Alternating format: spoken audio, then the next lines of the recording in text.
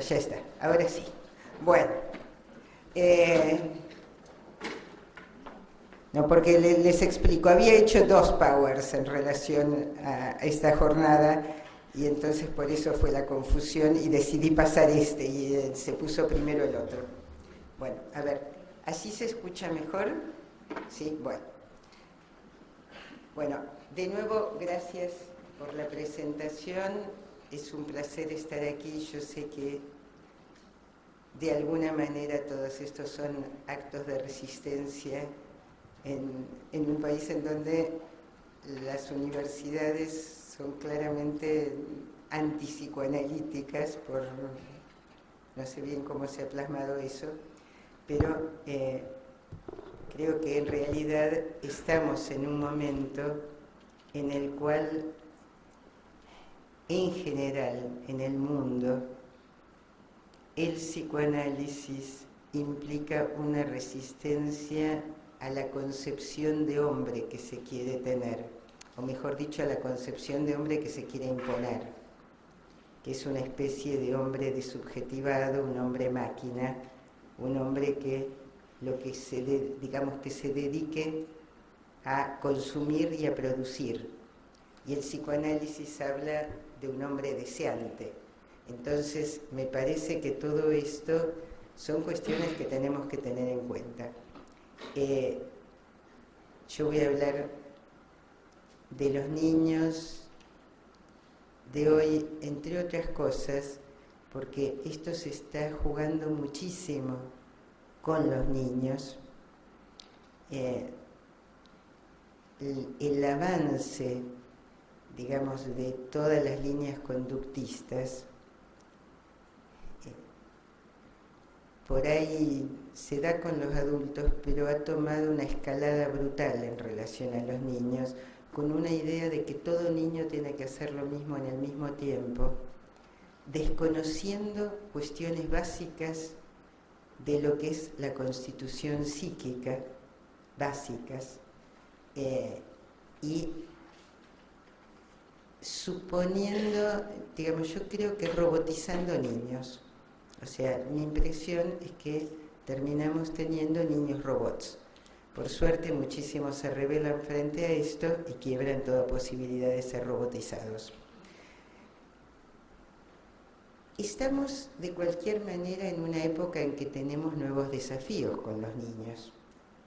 O sea, es cierto que son muchísimos los niños desafiantes, los niños hiperactivos, los niños que están distraídos en otro planeta, los niños que están desconectados y sin lenguaje, muchísimos, y nos quieren hacer creer de alguna manera que los niños,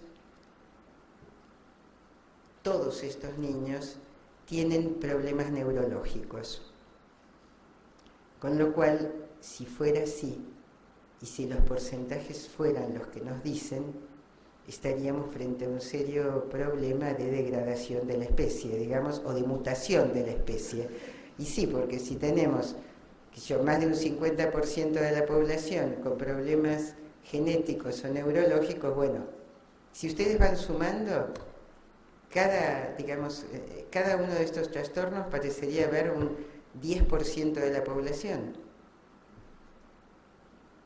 Si hubiera un 10% de la población, en realidad, digamos, de cada uno de ellos, si uno los suma, tenemos casi el 50% más. Yo digo, no quedan niños que nazcan bien. En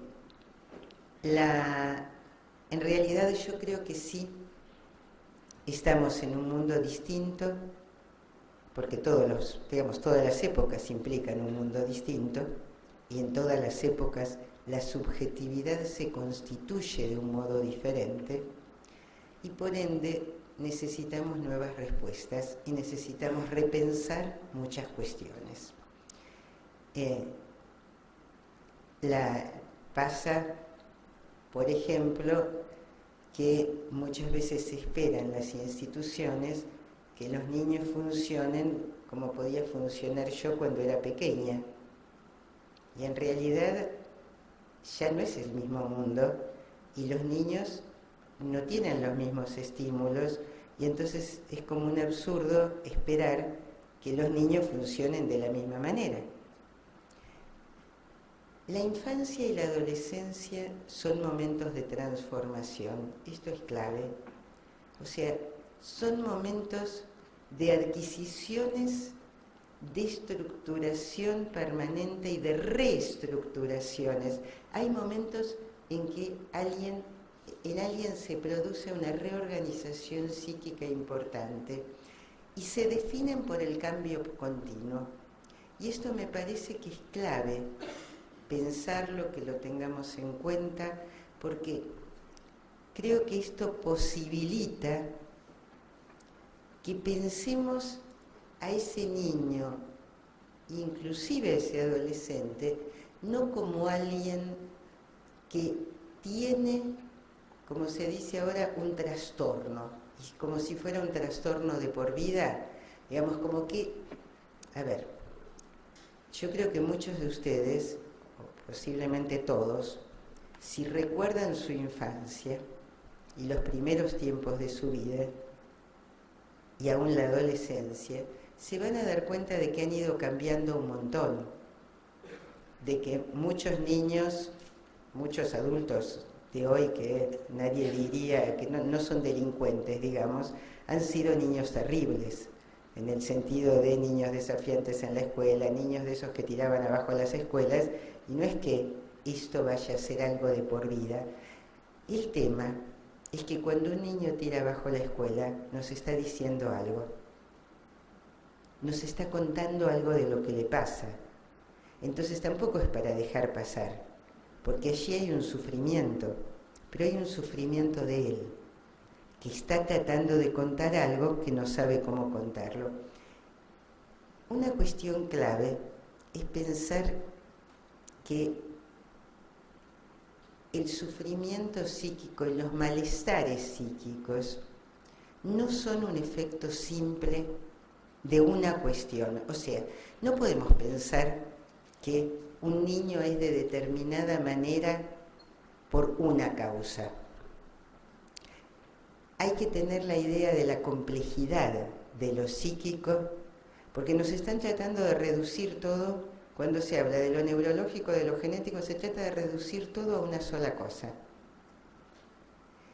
Y yo creo que los psicoanalistas tenemos que estar en guardia de tampoco reducir nosotros las cosas a una sola cosa.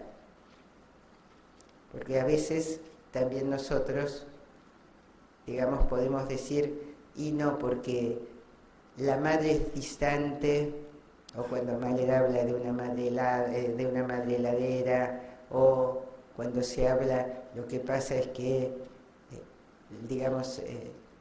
no ha habido padre. Yo creo que cuando decimos esas frases, que son medio frases hechas, nos olvidamos de la singularidad de cada estructuración y de que siempre, que puede haber una madre heladera, pero entonces también debe haber otros elementos, porque en realidad el niño no está solo con la madre. Digamos, hay un contexto, además. O sea, yo creo que hay varios niveles en los cuales tenemos que pensar las determinaciones. Uno de estos niveles es el del contexto en general. O sea, ¿en qué sociedad ha nacido ese niño? Porque no es casual que determinadas sociedades produzcan determinado tipo de patologías. Por supuesto, la cuestión familiar. Es decir, ¿en qué familia está ese niño? ¿En qué familia ha nacido ese sujeto? ¿Y cuáles son las determinaciones desde esa familia? ¿Y qué es lo que ocurre desde esa familia con las diferencias entre los diferentes personajes de esa familia? En general, está madre, padre, hermanos, o tíos, abuelos, o quien haya. Así haya una mamá sola, digamos, bueno, los otros, el entorno, pero decimos, la sociedad, las condiciones socioculturales, la familia actual y las vicisitudes históricas de esa familia, todas las determinaciones transgeneracionales que se han ido dando. O sea, en uno producen efecto, los abuelos, bisabuelos, tatarabuelos, digamos, las historias pasadas producen efecto en nosotros y determinan también. Y por otro lado, también, por supuesto, la historia de ese niño, la historia particular de ese niño en esa familia y en ese contexto, y los modos en los cuales ese niño ha podido inscribir a partir de sus modos de inscripción, de los modos en que él puede representarse el mundo, en que él puede inscribir lo que le va pasando, las defensas que ha podido ir estructurando, que no van a ser las mismas en diferentes momentos de la vida, y cómo todo esto se ha combinado de un modo particular. O sea, fíjense que de ninguna manera es una cuestión estímulo-respuesta. O sea, son procesos complejos que nos llevan a ser como somos y que no se puede simplificar esto. Justamente es la complejidad de lo humano lo que da una riqueza increíble también a todo lo que hacemos los psicoanalistas. En los últimos años ustedes habrán visto que en medio de esta simplificación se vienen usando supuestos diagnósticos. Yo insisto en que no son diagnósticos. O sea, son, digamos, el DSM o el CIE no traen diagnósticos, son catálogos de conductas. Entonces es algo así como el niño hace esto, esto, esto, esto y esto, y entonces es tal trastorno, ni siquiera se dice tiene, es tal trastorno. Esto es otro trastorno. Esto con niños, con adultos, con todo el mundo. En realidad son catálogos de síntomas y no tienen en cuenta ni determinaciones sociales, ni culturales, ni históricas, y tampoco que esas determinaciones sean intra o intersubjetivas. O sea, yo insisto en que no son diagnósticos porque después vamos a ver qué es lo que yo pienso que es diagnosticar, que me parece que es una intervención que se da de inicio, o no de inicio, se da a través del tiempo, pero que es fundamental, pero que es otra cosa. No es ponerle un nombre, no es decirle a la gente, este niño es tal cosa. Cuando se le dice a los padres, este niño es TDAH, este niño es TEA, que ahora por lo menos en mi país está absolutamente de moda, todos los niños pequeños son TEA y todos los niños que empiezan en la escuela son disléxicos y todo, bueno, digamos, estamos en eso. Digamos, cuando son la dislexia, por lo menos allá, digamos, era algo que se diagnosticaba en una época, después desapareció porque en realidad todas las nuevas corrientes pedagógicas, etcétera, borraron totalmente con esa idea y ahora volvió, digamos, totalmente entronizada. Entonces, bueno, como también el otro diagnóstico que se ha puesto de moda ahora es el trastorno oposicionista desafiante. Ese es el absurdo total, porque no hay niño hoy en día que no sea oposicionista desafiante. Digamos, es dificilísimo encontrar un niño que no responda a todo, que no conteste, que no desafíe a los adultos, sino realmente, digamos, estamos desmintiendo lo que nosotros hacemos con los niños. Si hay una educación en la cual por suerte se le ha otorgado la palabra al niño, después no soportamos haberle dado la palabra, entonces los niños nos dicen cosas, no los toleramos. Pero me parece que esto muchas veces hay que escucharlo. La otra cosa que es importante con todo este tema de los diagnósticos es que son todos cajón desastre. O sea, son cajones desastre en donde se mete cualquier cosa. Nosotros llamamos a eso bolsa de gatos. Digamos, le metemos cualquier cosa, cualquier elemento, y entonces se diagnostica como posicionista desafiante un niño que está desorganizado y no puede tolerar las normas porque tiene una desorganización psíquica importante, del mismo modo que un niño rebelde. Y por lo menos allá se los está medicando estos niños con antipsicóticos en dosis leves, se les da risperidona en dosis leves, lo cual no veo por qué darle antipsicótico a un niño rebelde. Es distinto si el niño está haciendo una estructuración psicótica. Pero ahí no habría que diagnosticarlo como posicionista desafiante. Es otro el problema. Entonces, insisto en que el tema es la posibilidad de escuchar. Y a un niño se lo escucha no solo en lo que dice cuando habla, sino que se lo escucha cuando dibuja, cuando juega, cuando actúa, cuando se mueve, cuando nos mira. Con los niños, lo gestual, el movimiento, el dibujo, el juego como cuestión privilegiada, pero hay muchos niños que no juegan, lo que haga, digamos, todas sus acciones nos están diciendo. Entonces, y esto es muy importante observarlo de verdad. Cuando digo de verdad es porque uno no puede hacer una observación con un papel ahí donde va marcando cruces o usar protocolos con los niños.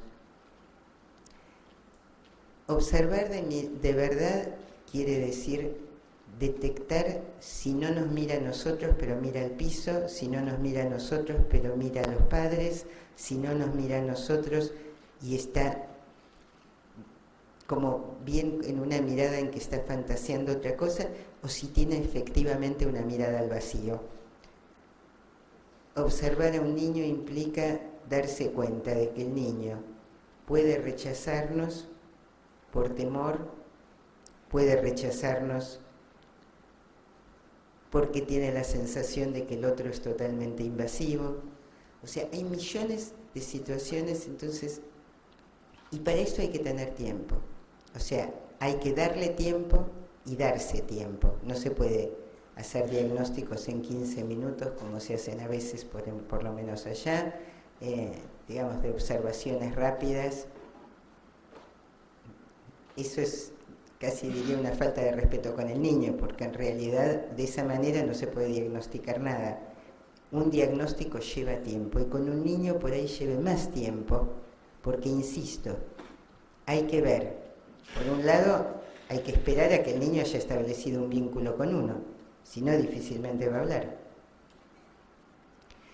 Hay que ver cómo se desenvuelve con nosotros, pero también con los padres, en la familia. Digamos, hay que tener una mirada mucho más amplia. Yo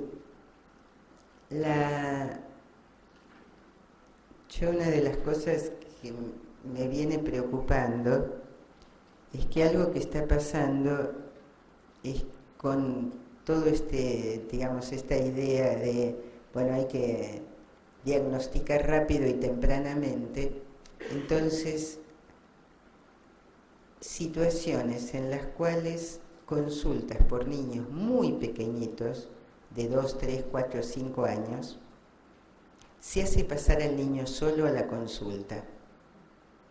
Eso es un disparate absoluto, es no tener la menor idea de que un niño no puede, primero que no tiene la menor idea de quiénes somos nosotros.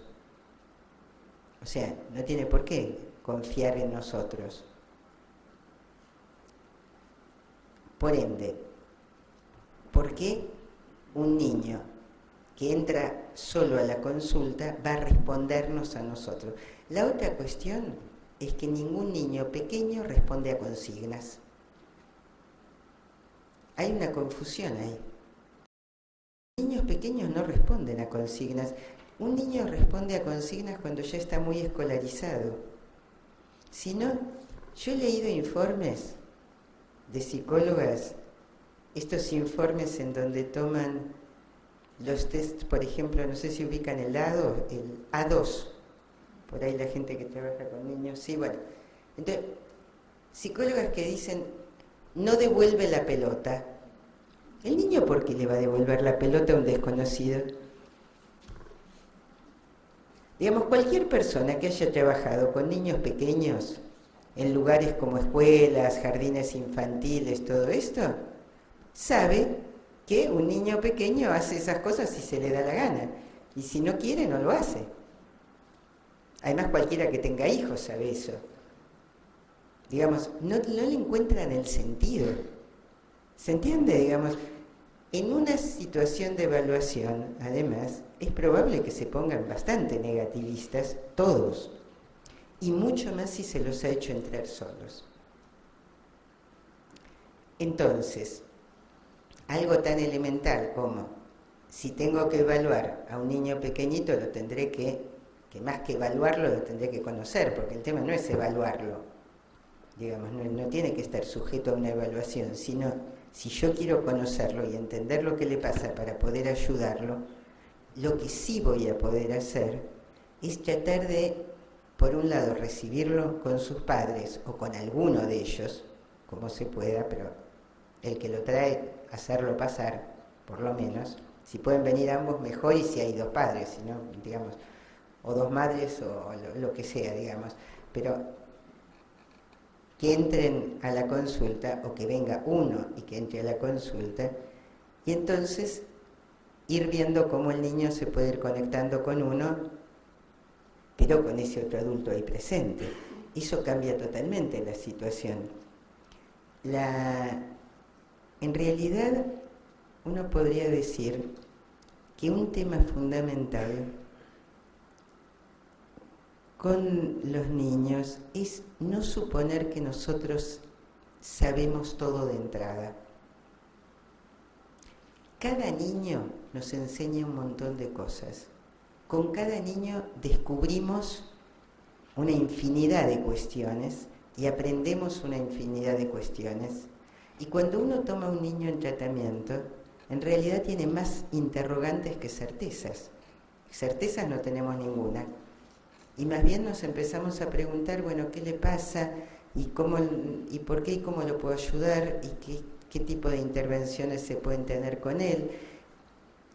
Es decir, es como meterse en un planeta desconocido, con cada uno. Y en realidad yo creo que también es importante transmitir esto a padres y a maestros, o sea, plantear más bien la idea de la duda, no de si nosotros le decimos es tal cosa, es un trastorno tal, van a quedar, digamos, en realidad lo dejamos al niño como cosificado y casi como si lo detuviéramos en el tiempo. Como, a ver, uno tiene que pensar que la vida es como una película y si uno lo que hace es tomar fotos nada más, se queda como con la foto de la primera infancia y como si esto siempre fuera a ser así. Entonces se dice, está el trastorno y como si eso ya quedara.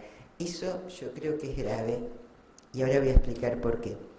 Creo que lo que hay que sí tomar en cuenta es que un niño que tiene dificultades en la escuela o en la casa, o que no habla, o que anda trepándose por las paredes, no está eligiendo hacer eso, no es algo voluntario. Está haciendo lo que puede hacer. Y lo que puede hacer, bueno, de alguna manera tiene que ver por eso, con determinaciones que muchas veces lo exceden a él, que son de él, pero de los otros también, que hay otros que están operando allí. Y que el tema es que nos preguntemos entonces, ¿qué es lo que le está pasando? ¿Quiénes más están en juego en esto? ¿Y cómo lo podemos ayudar? Y me parece que esto es clave, poder ayudarlo. El tema es el siguiente: si cuando los otros que son los que lo libidinizan, o sea, son aquellos que van, por un lado, que son los modelos de identificación que el niño tiene. Son los que les van abriendo las puertas del mundo, son los que hacen que ese cuerpo, que es el niño, sea un cuerpo libidinizado. Esos otros son en general los mismos que le transmiten normas, que le transmiten ideales. Pero cuando esos otros, que son los que van aportando elementos a la constitución psíquica de este niño permanentemente, cuando esos otros lo consideran un niño deficitario o un trastorno, no lo van a tratar igual. O sea, la idea de mi hijo es un trastorno lleva a que la mirada que esos padres tengan sobre ese niño se modifique totalmente. No solo la mirada, digamos, los niños se les habla distinto, se hacen determinados silencios con ese niño. Yo doy siempre este ejemplo primero porque me pasó más de una vez y segundo porque me parece muy significativo. El papá de un niñito me decía, pero de esto muchos padres me han preguntado, si lo podían retar. Bueno, acá es reprender, si lo podían reprender. Sí, o sea, si le podían decir que eso no se hacía y enojarse porque había hecho algo que no se hacía. Y yo les dije, ¿por qué no iban a poder reprenderlo? Era su hijo y que por otro lado era pequeñito y si no lo reprendían y si no le decían lo que estaba bien y lo que estaba mal, el niño no lo iba a aprender nunca en la vida, porque son cosas que, digamos, que tienen que ver con la educación. Y la respuesta de ellos fue, pero es que como nos dijeron que era un niño, en este caso era un niño que tenía el trastorno de espectro autista, entonces, ¿cómo? Bueno, ¿qué tiene que ver? Algo que yo insisto con los padres es que ellos no son los terapeutas del hijo. En realidad, al revés de lo que dicen los cognitivistas, que les dicen que ellos son los mejores terapeutas para el hijo. Yo creo que no. Yo lo que les digo a los padres es que ellos tienen que ser espontáneos con el hijo y que vamos a ir trabajando con ellos lo que ellos pueden hacer. Pero que es importante, muy importante, que ellos sean los padres. Porque terapeutas un niño puede tener mucho, pero padres tiene solo esos. Y si deja de tener padres, se queda sin padres. O sea, si ellos se transforman en otra cosa, o si ellos están pensando todo el día, le tengo que decir esto y de esta manera, y le empiezan a hablar. Yo he visto niños a los que les hablan como si fueran sordos, cuando no son sordos. Entonces modulan la voz de un modo particular porque se supone que el niño no entiende. A ver, claro, pero digamos, sí, es como cuando se dice que a los disléxicos no hay que hacerlos leer y escribir y entonces no van a aprender nunca en la vida. Digamos, si lo que uno piensa es que hay que hablarle menos a un niño, cuando en realidad por ahí son niños que necesitan que se les hable más y más explicaciones. Un problema que tenemos en este momento es que se les habla poco a los niños. Digamos, estamos frente a una especie de crisis en la cual no se les relatan historias, en lugar de cuentos a las noches se les pone o la televisión o el móvil o la tablet, digamos, se les pone máquinas por doquier y se les habla poco. Hay poca historia, digamos, poco relato de historias, pocos cuentos. A mí esto me llama la atención, pero realmente es con lo que me encuentro. Y hay, en un momento en que se supone que el niño tiene mucho lugar, al mismo tiempo hay poco espacio para el niño. Uno va a un parque y ve a los niños jugando y madres o padres mirando su móvil, no mirando al niño. O sea, hay poca conexión, bueno, como esto, muchas otras cuestiones. Entonces, Ahora, si ese niño, esto pasa con los niños a los cuales no se les ha colgado ningún rótulo, con los niños a los que se les cuelga el rótulo, esto se agrava porque se supone de por sí que ese niño es diferente. Yo digo, lo transformamos en un ser de otro planeta. Entonces se lo empieza a mirar como si fuese alguien extraño. Esto yo creo que es muy grave porque un niño es un psiquismo en estructuración. O sea, ningún niño tiene su estructuración cerrada. Están como si estuvieran tomando cosas, digamos, más que cosas, palabras, gestos, funcionamientos, defensas del mundo, e inscribiendo todo esto al modo en que cada uno puede. Entonces, lo que los otros, el modo de funcionamiento de los otros, va a ser clave, pero va a ser clave mientras tenga coherencia. Si uno le dice a un niño algo y no es lo que uno siente, el niño se da cuenta al instante. O sea, los niños registran mucho más que un adulto las discordancias entre palabra y acción y entre palabra y afecto. Mucho más que un adulto. Por eso también es difícil analizar niños, porque nos ponen en juego muy en totalidad. Los niños detectan esto de si son o no son amados, si no son o no son aceptados, si uno se ha enojado con ellos. Es difícil disimular con los niños porque pescan así al vuelo cualquier cosa.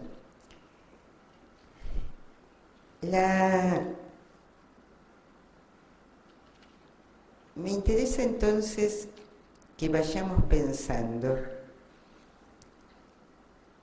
qué hacer frente a todo esto que implica, un mundo en el cual nos tenemos que meter, internar, que además los niños se dan cuenta muy rápidamente de si nuestra actitud es de evaluación o es de querer conocerlos. Y es cierto que lo primero son las entrevistas con los padres. Un niño es traído por sus padres, o por su madre o por su padre, digamos, por quien haya, quien esté. Y esto es clave. El llevar a tratamiento a un niño implica mucho sufrimiento para los padres. No es algo sencillo. A veces es más difícil reconocer que un niño necesita ayuda que uno necesite ayuda. Y es difícil porque la primera idea es yo tendría que poder ayudarlo o yo tendría que ser suficiente para este niño. Por otro lado, ustedes saben, porque lo deben haber estudiado en Freud, que en realidad uno deposita en los hijos justamente el propio narcisismo, digamos, irresuelto en todo caso, los déficits narcisistas de uno, y quisiera que el hijo pueda lo que uno no pudo. Bueno, por eso también es grave cuando se le dice que el niño es un trastorno. Yo digo que cuando se le dice a los padres que un niño es un trastorno,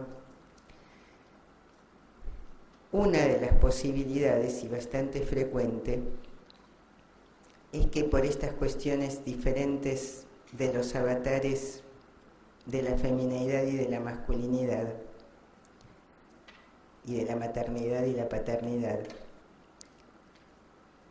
el niño pase a tener muchas veces una madre que decide dedicar la vida a la salvación de ese hijo,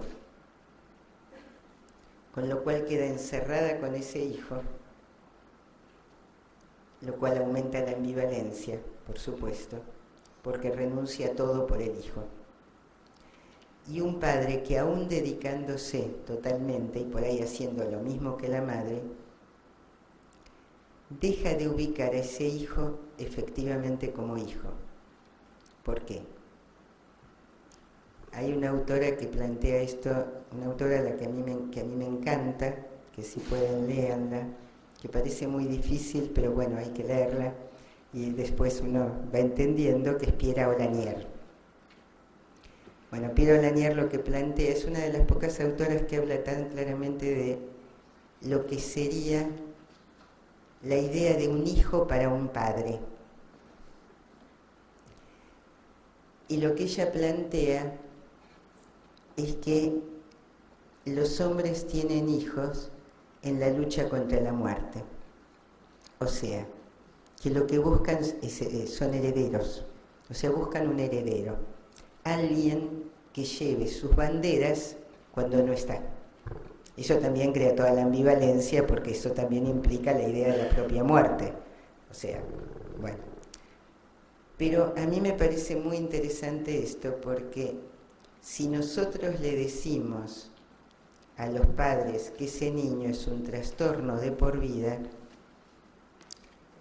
que tiene algo que es para siempre, ¿cómo va a poder ese niño ocupar el lugar de heredero? ¿Cómo va a ser el que puede continuar con la trayectoria paterna? Esto, ojo, también lo puede sentir una mujer, digamos, pero digo, en general, yo digo que ahí se queda sin esta idea de futuro y de ser él el que pueda continuar con todo un trayecto, con una historia. Y esto es grave. Por eso, muchas veces, como a mí por lo menos lo que me está pasando es que los padres llegan a la consulta en general después de otras consultas, o que alguien, aunque no hayan hecho otras consultas, o la maestra o el pediatra les han dicho, este niño es tal cosa. Entonces llegan ya con un diagnóstico. Yo trabajo desde el año 71 y durante años jamás me pasó eso, jamás venían y decían, qué sé yo, este niño tiene dificultades, o le va mal en la escuela, podían decir. Ahora vienen y dicen, parece que es un déficit específico del aprendizaje. Entonces vienen ya con un cartel puesto. Con lo cual lo primero que tengo que hacer es desarmar ese cartel, lo cual ya lleva todo un trabajo, explicarles que un niño no es un cartel, que ese niño podrá tener dificultad de aprendizaje, pero le pasan 25 cosas diferentes y son otras cuestiones las que están en juego, bueno, todas estas cosas. Pero además, es muy claro que además, digamos, por ahí tiene dificultades de un tipo o de otro tipo, hay que ver qué es eso. Pero además yo creo que es importante no solo desarmar eso, sino escuchar lo que a ellos les pasa con este niño y qué es lo que a ellos les angustia. O sea, si hablábamos de, y vamos a volver a hablar de, escuchar el sufrimiento del niño, es importante también escuchar el sufrimiento de los padres. Piensen que un psicoanalista que trabaja con niños soporta en realidad múltiples transferencias. La del padre, la de la madre, o quienes sean, la del niño, muchas veces la de la escuela, a veces la de la abuela, digamos, o sea, hay varios personajes que es una historia, digamos, con muchos. Y ojo, porque también uno tiene contratransferencias o transferencias recíprocas, como les guste llamarlo, con cada uno de ellos. Y también uno tendrá que ver qué le pasa con cada uno de ellos. Para que todo esto se despliegue, las primeras entrevistas es importante que sean abiertas. ¿Qué quiere decir? Que uno deje que ellos hablen de aquello que los ha traído, y uno puede hacer preguntas pero muy generales, del estilo de, bueno, a ver, cuéntenme la historia de este niño. Bueno, yo además pero más adelante, o veo cuando, les pregunto por la historia de cada uno de ellos y por la historia de la pareja. No son anamnesis, o sea, los médicos hacen anamnesis, que es cómo fue el embarazo, hijo deseado o no deseado, cómo fue el embarazo, cómo fue el parto. Uno después puede ir preguntando eso, pero a partir de lo que ellos traen. Uno va interviniendo a partir de lo que ellos traen, porque seguramente ellos van a hablar del embarazo, del parto, de cuánto tiempo le dieron el pecho, de cómo dormía, de cuándo controló esfínteres, todas estas cosas, pero no en una especie de cuestionario que uno les hace como llenar, que en realidad en sí mismo no va a decir nada, porque yo les aseguro que un niño haya tomado 3 meses pecho o 9 meses en sí mismo no nos dice nada. El tema es por qué se interrumpió la lactancia, qué fue que pasó ahí, y eso no nos lo van a decir a menos que nosotros armemos la situación como para que ellos solos lo vayan diciendo. O sea, las primeras entrevistas son casi como en donde los padres pueden hacer una especie de asociación libre, en el cual van diciendo y por ahí saltan de un tema al otro, y uno tiene que tener en cuenta eso, cómo han ido saltando de un tema al otro. En realidad, para esto tenemos que pensar que lo que marca la vida de alguien no son los puros acontecimientos, diría los puros sucesos, porque acontecimiento tiene en realidad tiene como una mayor fuerza, pero no son los hechos en sí, es cómo esos hechos fueron vivenciados por ese sujeto. Y una cierta idea podemos tener cuando nos enteramos de cómo fueron vivenciados por los padres. Después hay que ver cómo los vivenció el niño, pero ya ahí tenemos una cierta pista. La otra cosa fundamental es no ubicarse como juez con los padres. Uno tiene mucha tendencia muchas veces cuando trabaja con niños de sentirse un aliado absoluto de los niños y juzgar duramente a los padres, pero en realidad eso en general pasa hasta tener hijos. Cuando uno tiene hijos, eso se le va porque empieza a darse cuenta de que uno hace lo que puede con los hijos y que nunca, no hay nada, ningún libro que enseñe cómo ser padre o madre. Y la prueba más fehaciente es que si el psicoanálisis nos enseñara a ser padre o madre, los hijos de psicoanalistas serían maravillosos. Y no lo son, son como cualquiera. Entonces,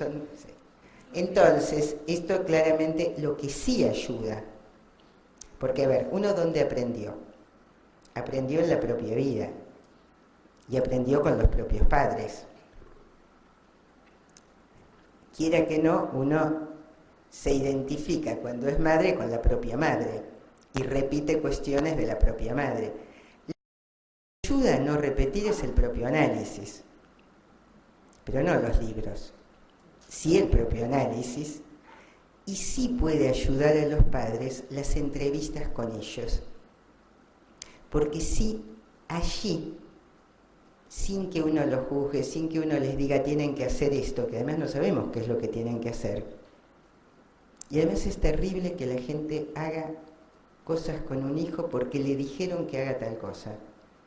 Porque, insisto, ahí lo que el niño detecta es que ese otro no es espontáneo con él. Perdió a la mamá o al papá como personas, digamos, con las cuales se vincula espontáneamente. Lo que sí se puede hacer en las entrevistas es trabajar qué es lo que les pasa a ellos en esas situaciones, como para que ellos puedan modificarlo. Ahí sí se pueden ir desarmando situaciones. Esto sí es posible. En realidad uno podría decir que los diagnósticos son una intervención y que en realidad cuando alguien le dice su hijo es un trastorno o es un déficit, está interviniendo. y es una intervención desubjetivante. Y nosotros tenemos que pensar intervenciones que ayuden a que alguien sea un sujeto, intervenciones subjetivantes. Entonces, yo he tenido situaciones muy claras al respecto, en donde, por ejemplo, una pareja de médicos, siempre me olvido de la especialidad, pero es de la gente que investigan, digamos que patólogos, eso, digamos médicos patólogos, ambos, habían hecho una consulta con otro profesional y este profesional, haciéndoles preguntas a ellos, sin ver al niño, les dio un diagnóstico del niño. Lo que ellos me cuentan es que salieron primero llorando, porque el diagnóstico era grave. Pero después de pensar un rato, dijeron, si a nosotros llegar a qué ocurre, digamos, poder ver cuál es la patología, trabajando en el laboratorio, etcétera, de un tumor, supongamos, digamos, o sea, nos lleva semanas. Y tenemos que investigar muchísimo y, digamos, nunca hay tanta certeza, como que para llegar a la certeza hay que hacer un montón de procedimientos. ¿Cómo esta persona en media hora pudo diagnosticar a nuestro hijo y sin verlo? Con lo cual dijeron, bueno, ahí no volvemos, buscamos por otro lado. En realidad es así, digamos, no se puede, insisto, en un momentito hacer un diagnóstico. Yo creo que a veces se hace defensivamente desde los terapeutas, o sea, casi como, porque el otro es cierto, que es meterse, sobre todo con niños pequeñitos y a veces con cierta gravedad, o a veces con niños no tan pequeñitos, pero donde está en juego la escolaridad, y entonces uno se siente muy presionado. Entonces algo así como saberlo todo de entrada y poder tener como catálogos y cuestionarios y protocolos es como si fuese una medida muy defensiva frente a todo lo que mueve en nosotros el trabajo con un niño. Hay gente que supone que es más fácil trabajar con niños que con adultos, esto no es cierto. Digamos, uno se implica mucho con los niños y también con los adultos, pero hay algo allí de lo propio infantil que se pone en juego y que, bueno, que moviliza mucho. Si uno pone 20 defensas y entonces pone, digamos, bueno, esto yo lo sé, esto lo sé, esto lo sé, entonces lo pone el niño ahí bien lejos, no va a entender nunca lo que le pasa al niño, pero como que no se compromete tanto. En realidad, sí uno puede hacer un diagnóstico que no lleva en general a un nombre determinado, sino que uno puede ir delimitando determinaciones que de cualquier manera, no como para decírsela a los otros, para saberlas uno. Por ejemplo, si las determinaciones son intrasubjetivas, o sea, si son determinaciones que implican conflictos internos del niño, o sea, conflictos entre los deseos y la represión, que sería lo que marca todo el camino de la neurosis, conflictos entre identificaciones, que pueden aparecer contrapuestas, entre mandatos contradictorios internos ya, entre los ideales y las normas. Puede haber muchísimos, digamos, determinaciones intrasubjetivas, que en general en todo niño las determinaciones son intrasubjetivas e intersubjetivas, pero hay veces hay que ver cuál es la que predomina. También, y entre otras cosas porque esto nos puede llevar a ver con quién trabajamos, o sea, esto tiene una salida práctica. También si el sufrimiento se manifiesta como angustia, ¿y qué tipo de angustia hay ahí? o se manifiesta, o hay un ataque al narcisismo. Y entonces el sufrimiento es más bien del lado de la decepción, de la humillación, que es otra cosa, no es angustia. Por otro lado, también, ojo, nos encontramos a veces con niñitos en donde no aparece ninguno de estos afectos, ni la angustia, ni la decepción, ni la humillación, porque lo que hay son fallas en la constitución misma narcisista. Entonces lo que aparecen más bien son terrores y sensaciones de desestructuración, y esto sí con los niños más graves, a los cuales tampoco sirve colgarles un cartel, porque cuando uno les cuelga un cartel cerró el camino. Si uno habla de dificultades, e inclusive puede ser dificultades importantes y vamos a tener que trabajar mucho y ayudarlo, es otra historia, porque uno abre un camino de salida.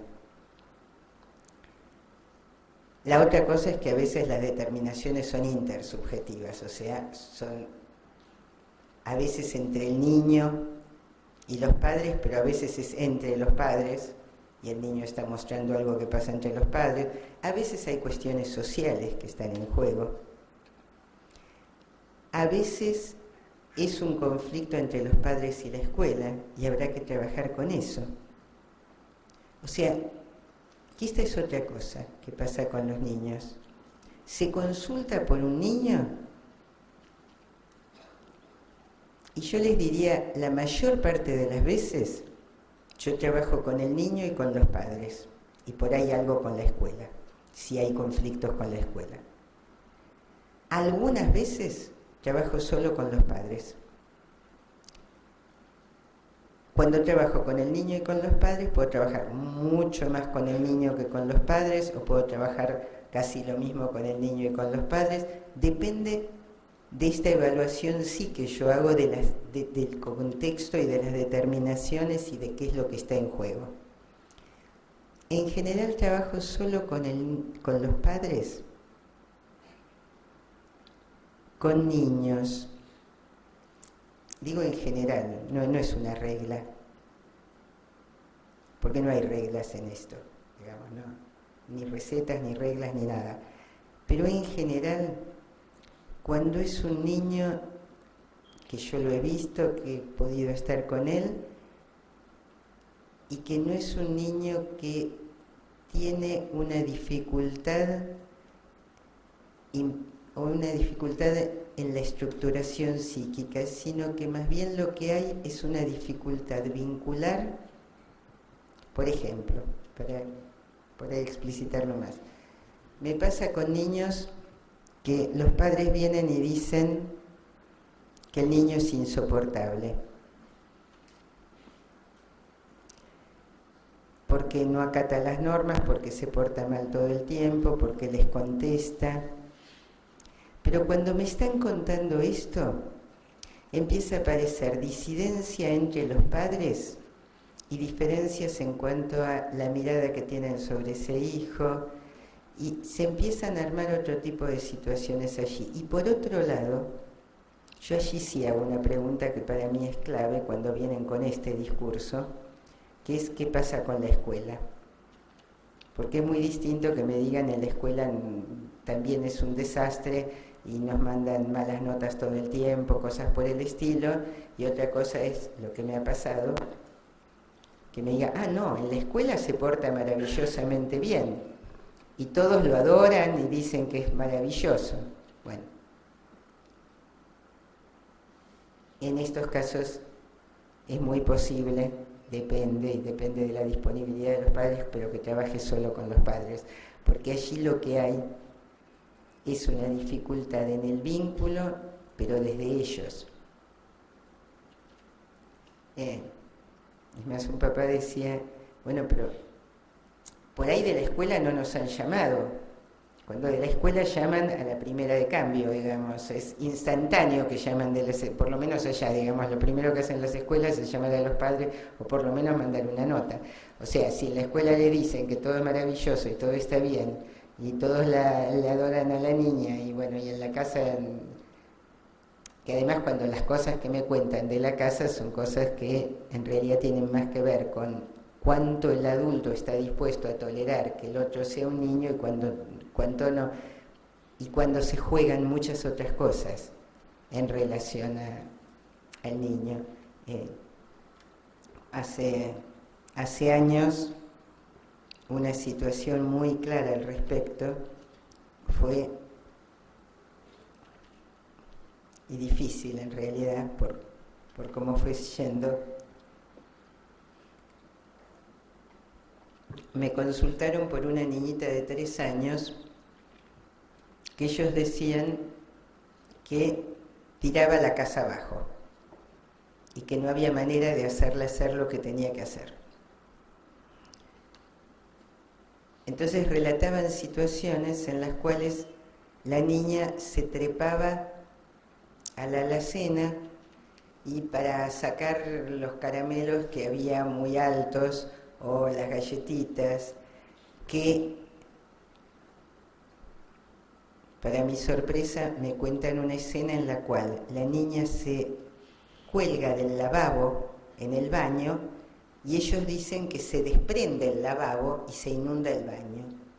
Yo decía, esta niña es algo así como el increíble Hulk, no sé si porque 3 años y además me preocupó mucho porque dije, esta niña está haciendo cualquier cosa en esa casa sin que nadie la mire, porque tiene 3 años y además yo tenía una idea de, digo, esta casa está pegada así con goma de pegar, digamos. No puede ser que se desprenda un lavabo porque una niña se cuelgue cuando los niños se cuelgan del lavabo. Bueno, todo así. Pero ellos diciéndome todo el tiempo que, sobre todo la madre, diciendo que la niña era insoportable, que era insoportable, que era insoportable. El padre bastante menos. Les pido conocer a la niña en una entrevista de los 3. Vienen con la niña y me encuentro con una niña pequeñita, delgadita, chiquitita, que además yo tengo juguetes en la consulta y uno de estos juguetes, que después lo saqué, pero en ese momento tenía un dinosaurio que sería así de grande. Y la niña lo mira y me dice que por favor lo saque, que le asusta mucho. Yo digo, bueno, esta niña evidentemente no es que sea muy terrible. La niña se puso a jugar conmigo enseguida, hablaba. Yo no le veía demasiadas dificultades a la niña misma. No hizo ningún desastre en la consulta.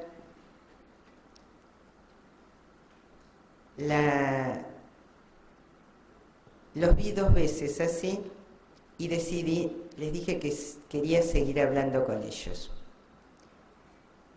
Cuando seguimos con entrevistas, cada vez empezaron a aparecer más claras las dificultades entre ellos y en un momento dado, para mi sorpresa también, el padre dice así muy directamente que él hace rato que no está enamorado de su mujer y que en realidad, se lo dice así en la sesión, que en realidad él se iría si no fuera por la niña. Yo ahí, en realidad, me quedó clarísimo de que esta niña era un desastre para esta madre porque no logra. Primero, él dijo que él a la niña la amaba totalmente y que por la niña se quedaba. Pero entonces era bastante lógico que la madre se pelease todo el día con esta niña y que no le soportase nada y que sintiese que la niña rompía la casa, porque en realidad lo que la niña no había podido hacer era unir a esta pareja. Se entiende que supuestamente se sostenía unida, pero no se sostenía unida de verdad. Bueno, tuvimos que trabajar un montón para descentrar a la niña de toda esta situación y bueno, y que ellos fueran más o menos, por lo menos pudiendo hablar todas estas cosas. En esos casos, no era una niña pequeñita y la situación era claramente externa a ella. Fue en realidad la situación más clara en ese sentido. Pero muchas veces por eso trabajo sobre todo con los padres. Hay situaciones en las cuales esto no es así, porque son niños que sí son pequeñitos, pero tienen dificultades importantes en la estructuración psíquica. Y en ese caso yo tengo que trabajar con ellos, de entrada diría, y no solo con los padres, porque tengo que tener intervenciones que posibiliten estructuración psíquica. ¿Qué es esto que son las intervenciones estructurantes? Que ahora explico algo de esto. De cualquier manera, si pensamos por eso que un niño es un sujeto en constitución, por un lado, vamos a tener que trabajar con los padres para escucharlos a ellos, ir teniendo con ellos una continuidad, ir ayudándolos a ellos, no dándoles consejos que no podríamos darles, porque nosotros tampoco lo sabemos, pero sí intentando que ellos puedan como repensar su propio funcionamiento y repensar lo que a ellos les pasa. Por eso una de las cosas que yo hago sí es preguntarles sobre su propia historia y sobre cómo eran ellos de pequeños y qué les pasaba a ellos, también como para que puedan identificarse con ese hijo de otra manera.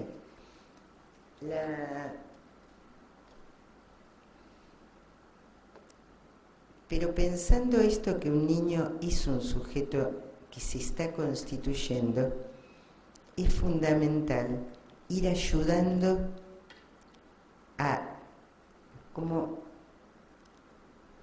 realizar ciertas intervenciones como para que ese niño pueda ir desplegando posibilidades y a veces hasta que empiece a desear.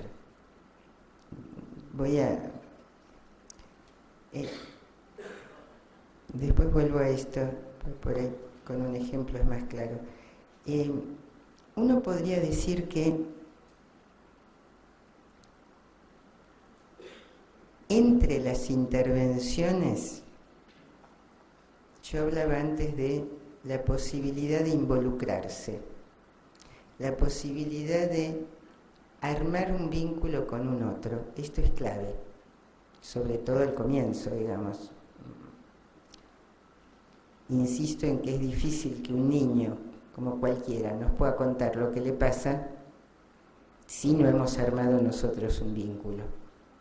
Y la diferencia es que cuando un adulto viene a análisis, a menos que lo hayan enviado, a menos que alguien le haya dicho tienes que ir y viene porque es enviado, si no tiene ya una representación de que va a ser un tratamiento y hay como una fantasía en relación al otro. Al niño lo traen y de alguna manera es como si lo depositaran ahí. Bueno, y hay que construir el espacio analítico con el niño. Hay que, digamos, el niño va a tener que ir entendiendo qué es lo que viene a hacer ahí, para lo cual, lo primero de todo, yo creo que en la primera entrevista hay que plantearle claramente quiénes somos y con las palabras que él pueda entender, explicarle qué es lo que vamos a hacer. Porque muchas veces los padres le dicen, vas a jugar. Y no es cierto. Juega, pero no porque viene a jugar. Puede hablar, digamos, viene a contarnos lo que le pasa y viene a que nosotros tratemos de ayudarlo. Pero, además, en los niños que hablan es bastante interesante preguntarles a ellos si ellos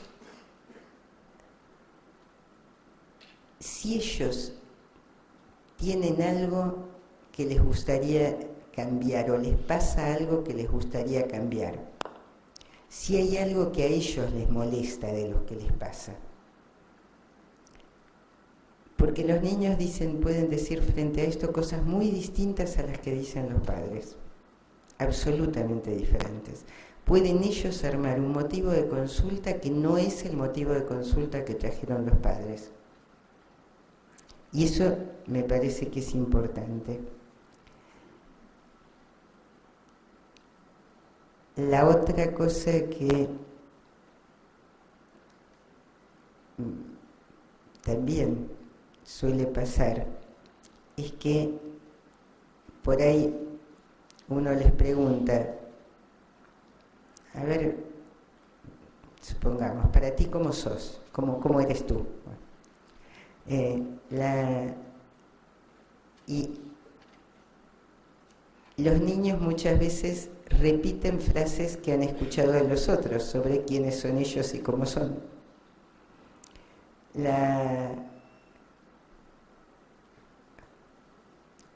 Una niñita a la que yo le hice esa pregunta venía diagnosticada como TDAH, había tomado medicación durante 3 años, bueno, toda esta historia, y le sacaron la medicación porque se dieron cuenta los padres de que no le servía para nada, o sea, repitió igual el curso, entonces bueno.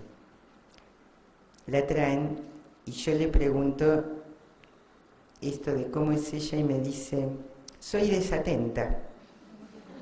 Entonces yo le digo, esto es lo que te han dicho, esto te lo han enseñado siempre, no, pero ¿qué es lo que tú piensas de tú misma?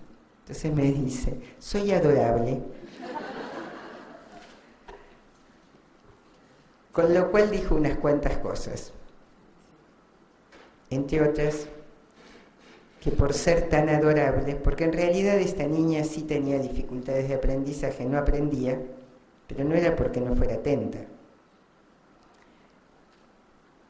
No aprendía porque estaba tan atenta a ser adorable, y era tan amorosa y tan buena niña y todo lo demás, que no podía desmenuzar nada de lo que le daban.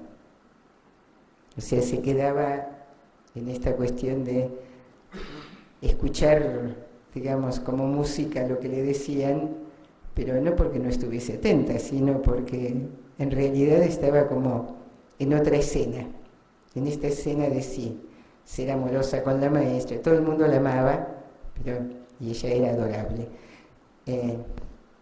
Como yo digo a veces, uno tiene que ser un malo para aprender. Esto se lo digo a veces a los padres que vieron que en general ven todo lo negativo, entonces yo les digo, su hijo es demasiado bueno para aprender, va a tener que aprender a ser malo y después va a poder aprender más, porque para aprender hay que poder romper. Y un niño demasiado bueno y demasiado pasivo y que todo le viene y que no hace preguntas y todo lo demás no aprende.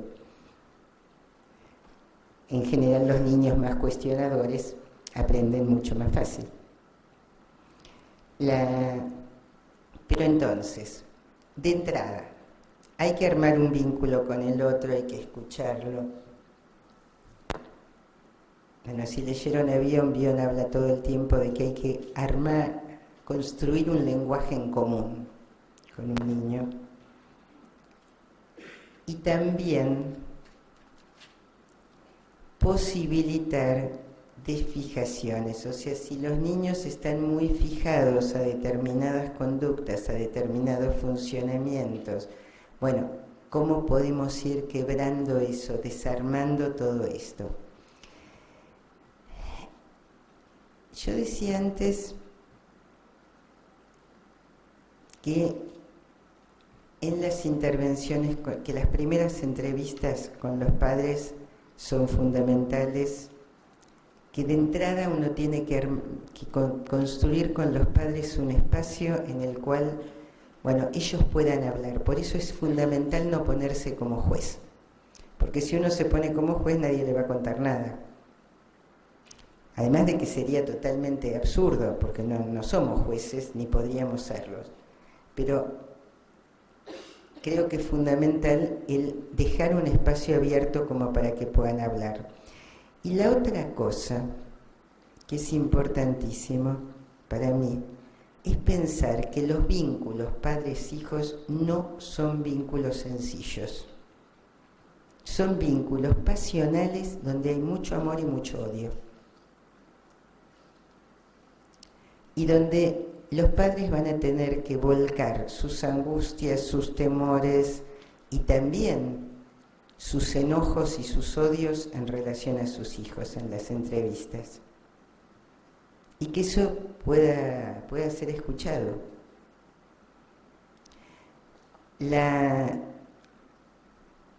Hay una autora francesa, Maud Manoni, que dice que lo que el analista del hijo no escucha a la madre, yo creo que a ambos padres, ella lo plantea como lo que no le escucha a la madre. Cuando la madre pide una entrevista para hablar con la analista del hijo, si uno dice, no, eso vaya a su análisis, o eso, no, acá no, porque este es el análisis del niño, ella lo que dice, y yo estoy convencida, es, eso que uno no escucha, cae sobre el niño. Y en mi experiencia esto pasa también con los padres, no solo con las madres. O sea, si un padre pide una entrevista para hablar, porque en definitiva hablan de lo que a ellos les pasa. Y eso, si no, casi cae medio vomitado sobre el hijo. Y esto hay que tenerlo en cuenta. Y también hay que tener en cuenta, y por eso yo pregunto cómo ellos eran de niños, cómo fueron sus padres con ellos, todo eso, que hay como repeticiones a lo largo de la crianza y que esto de alguna manera es un problema. ¿O no? Porque también uno repite las cosas buenas, digamos, no todo fue malo y uno puede repetir cosas que fueron muy interesantes y muy buenas y uno mamó muchas cosas, pero bueno, esto hay que tenerlo en cuenta. También desarmar las certezas para que se vayan abriendo preguntas. O sea, que se puedan preguntar.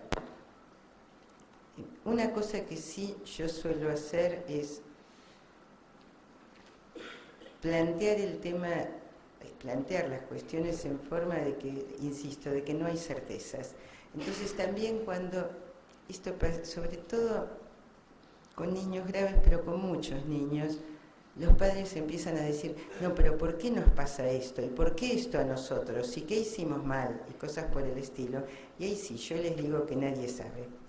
Que en realidad ellos hicieron lo mejor que pudieron. Y que en todo caso lo que tenemos que ver es qué es lo que hacemos de acá en más.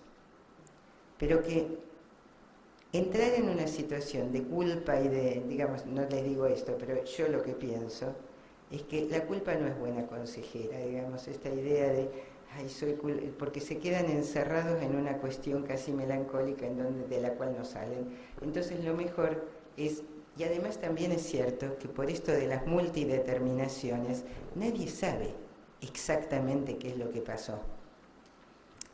Sí, revisando la historia, lo que se puede hacer, ellos pueden ir dándose cuenta qué es lo que no tienen que repetir. Y por eso es importante revisar la historia, y también es importante que vayan como reconstruyendo una historia de ese hijo. Algo fundamental es que lo ubiquen como un otro que es un semejante. Esto es muy difícil hacerlo con cualquiera. Uno en general no ubica demasiado a los otros como un otro semejante. Digamos, esto implica todo un recorrido.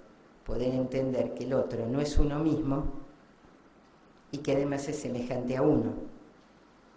Si no, uno en general se queda con las diferencias, entonces el otro es un otro y es otro totalmente, en general enemigo e inferior, o es un semejante y entonces es idéntico a uno. Esto con los niños pasa mucho, y de los padres con los niños pasa mucho. O se confunden con los hijos y suponen que los hijos son calcos de ellos, o cuando se dan cuenta o cuando el niño, digamos, ataca el narcisismo parental, sienten que es otro, por poco enemigo y atacante. Bueno, ir ayudándolos a construir esta imagen de un otro, muchas veces ayudándolos a que se identifiquen con el niño y a la vez muchas veces marcando las diferencias con ese niño, es toda una tarea. La otra es que lo piensen como alguien que está en crecimiento. Esto que yo les digo a ustedes, yo muchas veces, en el último tiempo, en los últimos años sobre todo, me he encontrado teniendo que decir muchas veces cosas que pueden sonar tan, qué sé yo, digamos, tan de sentido común como decirles, es un niño pequeñito.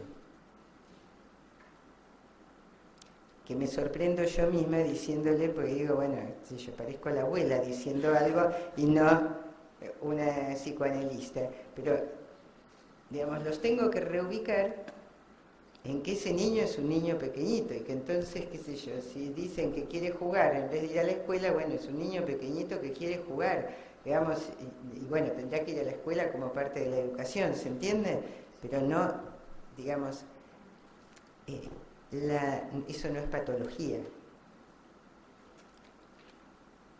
Y sí es importante que vayan encontrando vías creativas en el vínculo con el hijo.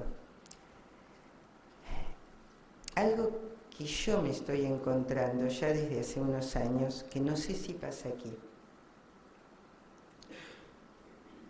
es con mucha, y sobre todo con las madres, lo cual me sorprende,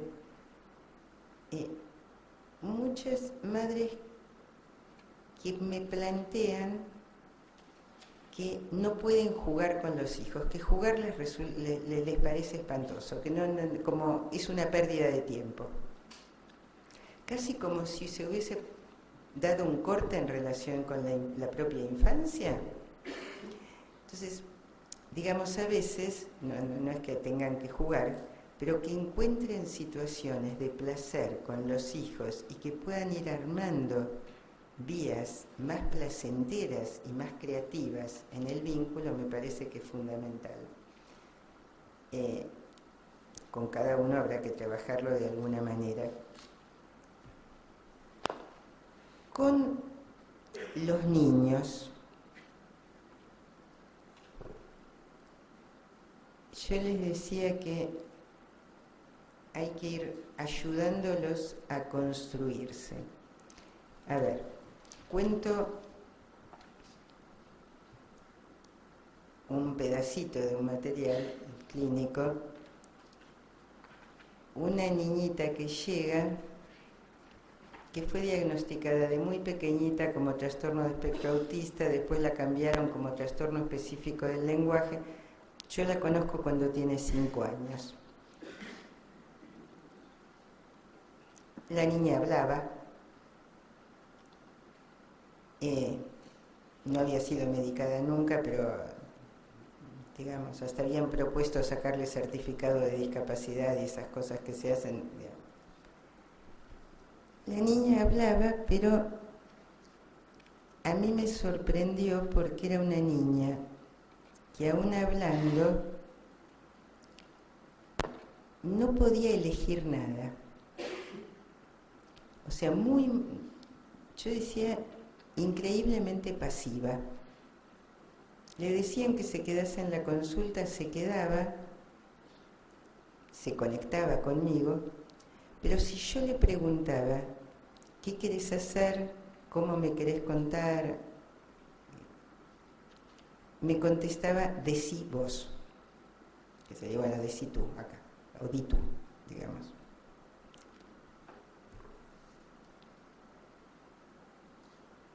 Yo empecé a pensar que esta niña parecía como un paquete que llevaban, traían, etc. Muy buena niña, muy quietita, muy calladita. Tampoco estaba desconectada, insisto, digamos conectada, me contestaba. Pero yo dije, esta niña puede otras cosas. Y entonces, casi les diría que me puse medio en mala, porque cada vez que me decía, decí vos, yo le decía, no, yo te voy a esperar a vos. Acá podés elegir vos lo que querés hacer. porque la que me tiene que contar lo que le pasa sos vos, así que podés elegir y yo tengo todo el tiempo del mundo para esperar hasta que vos quieras hacer algo. Bueno, así transcurrieron algunas sesiones en donde la escena esta se repetía, yo me quedaba, ella por ahí se quedaba muda, me sonreía, yo le sonreía y nos quedábamos así. Hasta que en un momento empezó a decir ella que era lo que quería. Al mismo tiempo allí fue muy curioso, porque en realidad lo que suponían de esta niña era que no iba a poder entrar a la escuela primaria, porque no hablaba en la escuela, si bien era una niña que hablaba, en la escuela estaba muda, y se suponía por ende que no iba a poder aprender. Cuando empieza a decir en la consulta qué es lo que ella quiere, aunque sea mínimamente, entonces yo empiezo a dar bastante lugar a esto y a intervenir y a ayudarla en construir juegos. Cuando esto se puede empezar a hacer, al tiempo de la escuela que estaban en comunicación conmigo, esta fue una escuela así que impulsó mucho, que le ayudó mucho a esta niña y que impulsó mucho el tratamiento, el tratamiento conmigo. Lo que de la escuela me llaman y me dicen que empezó a hablar en la escuela. Con esta niña para mí el tema era que ella pudiese aparecer como alguien que deseaba algo, pero casi como que pudiese construir deseos. O sea, que hubiese algún espacio en donde el otro no obturase los deseos de ella, como que no estuviese todo el tiempo que los demás decidían por ella, los demás deseaban por ella, los demás hacían por ella. Era hasta gracioso porque es una niña que de la escuela me contaban que llegaba a la escuela y venía un niño y le sacaba la mochila, venía otro y le sacaba la chaqueta, entonces, y ella estaba así, digamos, y no, por ende tampoco podía trabajar demasiado en clase, bueno, estaba recién en jardín, pero por eso pensaban que no iba a poder pasar a la escuela primaria, a primer grado. Yo estaba convencida de que podía pasar a primer grado, pero que tenía que moverse de ese lugar, lo cual no iba a ser fácil.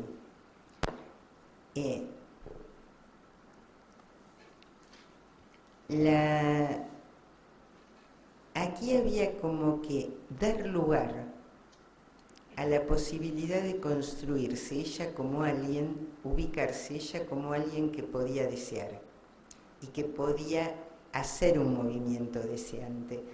En otros casos son otras cuestiones de ayuda, como de posibilitar la construcción psíquica.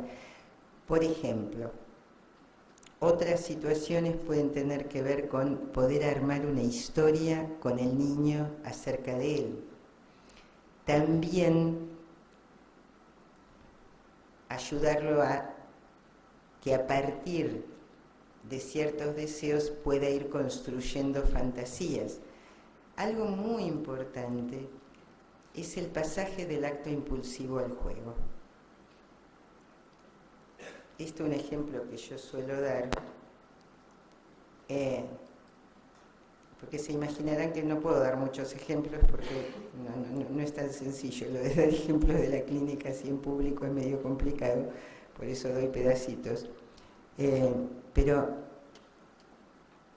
con un niñito que llegó sin hablar, con padres muy desesperados, el niño tenía 3 años y medio y no hablaba, no hacía juego simbólico, o sea, juego dramático, no se conectaba demasiado, rechazaba hasta a la madre, o sea, se encerraba. Por supuesto había venido con el diagnóstico de TEA, con lo cual, bueno, los padres muy angustiados. Yo con estos niños, que están llegando muchos a la consulta, no solo para conocerlos los hago pasar a ellos, a los padres, sino que mucho tiempo, pueden ser años, trabajo con el niño y, a ver, el planteo ideal para mí es trabajar 2 veces por semana, una vez con el niño y la madre y una vez con el niño y el padre, como para que se involucren ambos, justamente para sacar la idea generalizada de que todo pasa por la madre y es la única que puede, digamos, hacerse cargo, salvarlo y todo lo demás. Con lo cual, cuando yo planteo esto, aunque el padre no pueda venir, queda claro que sería bueno que venga y que venga cuando pueda, aunque sea. En general, igual, lo que viene pasando es que vienen los padres. Entonces, bueno, es 1 y 1, pero adentro de la consulta. O sea, que participen del tratamiento. Esto con niños que tienen dificultades importantes y que están como muy desconectados de los propios padres, porque allí lo que me interesa es que se establezca la conexión con ellos, no solo conmigo, que lo veo 2 veces por semana, 2 horas, digamos, sino que pueda establecerse un vínculo diferente allí. Con este niñito estaba la madre en la entrevista y la madre me dice, pero mejor dicho, no, el niño empieza a hacer algo que a veces hacen los niños, que es correr de un lado al otro de la habitación, pero así casi chocándose contra las paredes. Y la madre me lanza una mirada desesperada y me dice, esto lo hace siempre. En realidad, yo estaba más preocupada por la mirada desesperada de la madre que por lo que estaba haciendo el niño. Pensé, acá algo tengo que hacer rápido. No solo por el niño, sino por la madre, porque con el niño no tenía urgencia.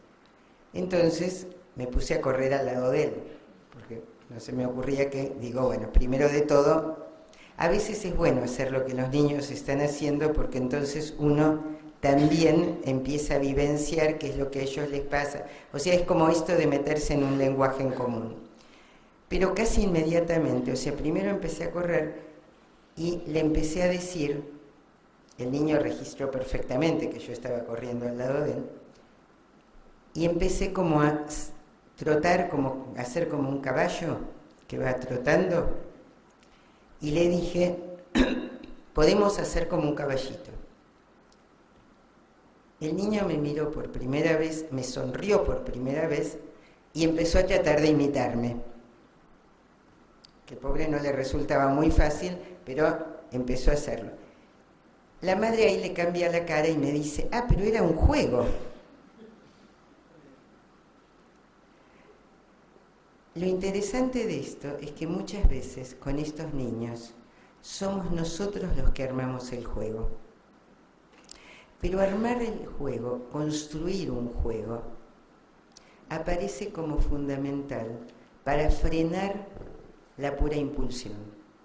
O sea, para que algo aparezca como mediatización, el juego presupone como un modo de pensamiento diferente. ¿Se entiende? Ya ahí hay una hilación.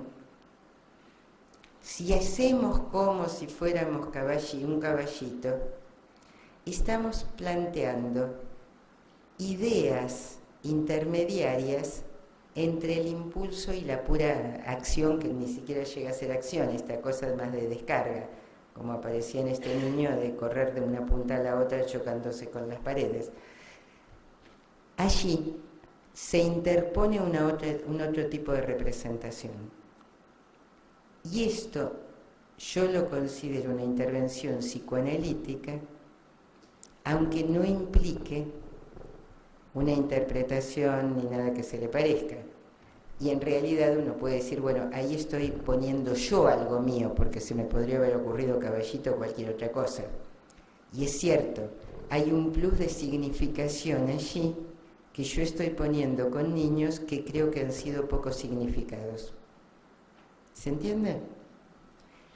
Y me interesa que los padres estén dentro de la consulta porque me interesa que escuchen este tipo de cosas, como para que ellos también puedan hacer esto de, a ver, nadie juega si no fue jugado, digamos, uno empieza a jugar a partir de que otro juega con uno. Entonces me parece que esto es como dar lugar como para que, bueno, después, por ahí mucho después, se pueda interpretar un juego. Porque el juego es interpretable cuando el niño lo trae, pero cuando ya hay un juego. Si no hay juego, yo no puedo interpretar, digamos, sería como interpretarme, sí, ya veremos. Bueno, entonces, ¿paramos cuánto tiempo? 20 minutitos, bueno. media hora. Sí, perfecto. Entonces paramos un momento, 20 minutos más o menos, y seguimos. Seguimos y después damos lugar a preguntas y todo eso.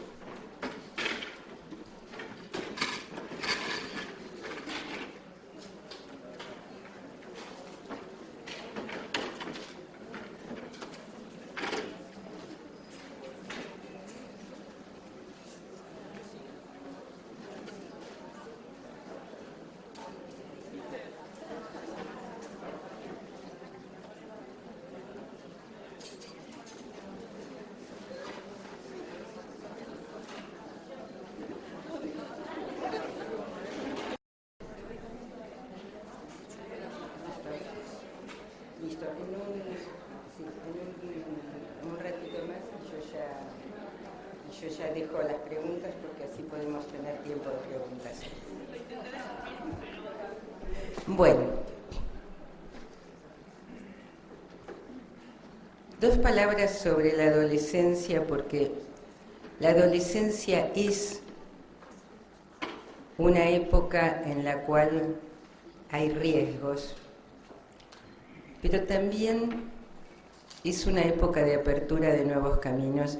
Y en realidad hay una cuestión que es clarísima sobre cómo hay transformaciones permanentes y cómo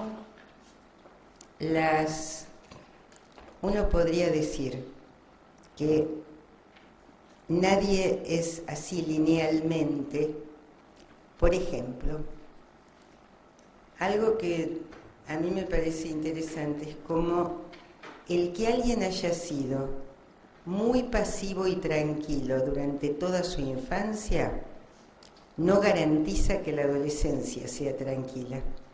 Y esto uno lo ve muchísimo, sobre todo en niñas, esas niñas perfectas, buenas niñitas que nunca cuestionaron nada, etcétera, y que entran en la adolescencia y que suelen hacer un cuadro muchas veces ligado a dificultades en la alimentación.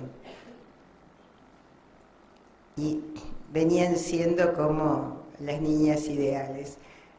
A la inversa, por ahí un niño que viene tirando abajo la escuela, llega a la adolescencia y puede armar otro tipo de vínculo, inclusive con la escuela misma. O sea, los adolescentes son impredictibles y lo que sí garantizaría, que no, tampoco garantiza nada, pero lo que ayudaría a que la adolescencia, no que sea tranquila, pues ninguna adolescencia es tranquila. Yo creo que muchas veces se patologizan cuestiones que son de la adolescencia, digamos. A ver, algo importante para mí es que si uno trabaja con adolescentes, tiene que acordarse de la propia adolescencia. O sea, pensarse en la propia adolescencia, si ustedes recuerdan, todos hemos sido terriblemente egoístas durante la adolescencia. Suponíamos que nuestros padres ya habían vivido y que ya no importaba lo que les pasara, que todo lo importante de la vida nos pasaba a uno. Digamos, todos hemos mentido durante la adolescencia. Cuando la gente viene desesperada, hoy mi hijo miente, mi hija miente, todos hemos mentido, porque además era la única manera de tener determinadas cosas, y además, sobre todo, y mucho más que por eso, es porque hay que guardar una cierta privacidad. Hay que diferenciarse y hay que sostener un mundo propio. Entonces, sí es cierto que lo que posibilita que el terremoto que implica la adolescencia pueda ser más o menos, digamos, superado, no sé si superado, digamos, sostenido, que uno no se derrumbe ahí, es que haya habido un armado creativo durante la infancia. O sea, es más la posibilidad de crear nuevas situaciones, de fantasear, de historizar y sobre todo de armar vínculos nuevos. O sea, esto es absolutamente fundamental. El adolescente necesita armar nuevos vínculos frente a la separación con los padres. Y es importante, insisto, no patologizar lo que es la rebeldía adolescente. A mí me preocupa mucho más un adolescente totalmente sometido que un adolescente que se pelea. Por otro lado, en relación a los profesionales, a nosotros como, digamos, aquellos que trabajamos con otros seres humanos, cuando los profesionales, y esto a mí me preocupa, porque cuando se supone que lo que tenemos que hacer es hacer entrevistas usando cuestionarios, usando protocolos ya establecidos por otros en otros lugares, me parece que con eso se obturan las posibilidades creativas. Nosotros tenemos un trabajo enormemente creativo. Realmente trabajar como psicólogo es una cosa hermosísima, por lo menos para mí. Trabajar con niños y adolescentes es, además de hermosísimo, muy divertido. También uno sufre un montón, ojo, digamos, e implica muchas cosas. A mí me pasa estando aquí, yo atiendo también pacientes adultos, pero estando aquí, los mensajes que recibo son de padres de niños, que saben que estoy aquí, pero igual, digamos, desde me mandan videos del niño, de qué es lo que está haciendo, y a veces para decirme, mira qué bien, ¿cómo pudo hacer esto? Pero entonces, o avisarme cosas que, como para que yo las tenga en cuenta en marzo. Bueno, o sea, es un trabajo, digamos, que lo implica mucho a uno, pero es un trabajo muy creativo. Si uno se tiene que ceñir a cosas ya dadas por otros, me parece que pierde posibilidades uno, no solo de trabajar con el otro, sino de desplegar uno posibilidades. O sea, se desubjetiva uno. Y esto creo que es importante. En realidad, yo creo que lo fundamental es que pensemos a los otros con posibilidades de cambio. Yo diría, uno a los pacientes los piensa toda la vida, no solo a los niños y a los adolescentes, si no, uno no analizaría a nadie, porque si pensara que no va a cambiar y que esto es así. En realidad con los niños y con los adolescentes también lo que se suele hacer con estos diagnósticos que yo criticaba es suponer que es así para toda la vida y lo que hay que hacer es como adecuarlo, adaptarlo a las situaciones de la vida. O sea, se termina transformando en una cuestión puramente adaptativa en un mundo en el cual se pretende que todos estemos adaptados. Por suerte, no todos estamos adaptados y por suerte hay funcionamientos creativos, rebeldes y todas esas cosas, digamos. Entonces, bueno, nosotros tenemos que trabajar justamente para otro lado, para el lado de que no que la gente se adapte a lo que venga, sino que pueda ir encontrando y desplegando un camino propio, el camino de cada uno. Esto pasa también con que muchas veces los padres y la escuela esperan que nosotros transformemos a ese niño en algo así como un niñito bueno, y en realidad la idea nuestra no es transformar. Yo a veces cuando un niño me dice vengo porque me porta mal, yo le digo, a mí no me importa mucho que te portes bien o mal, no es eso lo que me importa. Sí me parece que tal como te están yendo las cosas, no estás muy feliz, muy contento no estás, porque te pasan muchas cosas que te molestan y que te hacen sufrir. Entonces, bueno, preferiría que pudieses estar mejor, pero el tema no es portarse bien, ¿qué es portarse bien? Además uno se puede preguntar, qué sé yo, portarse bien puede ser una cosa para uno, otra cosa para otro. Entonces, creo que pensarlos con posibilidades de cambio es clave. También, esto que decíamos, de cómo intervenir. Muchas veces uno interviene nombrando los afectos, afectos a los cuales los niños no saben poner palabras, pero que lo muestran con un montón de cuestiones y que a veces el tema tampoco es decirle te pasa esto, sino preguntarle, ¿será que estás triste? ¿Será que estás enojado? Esto François Dolto habla mucho de esto de que la pregunta con los niños es una intervención privilegiada. En realidad, nosotros podemos apelar a muchos recursos y muchas veces inventamos recursos. Y esto va a depender también mucho de cada uno.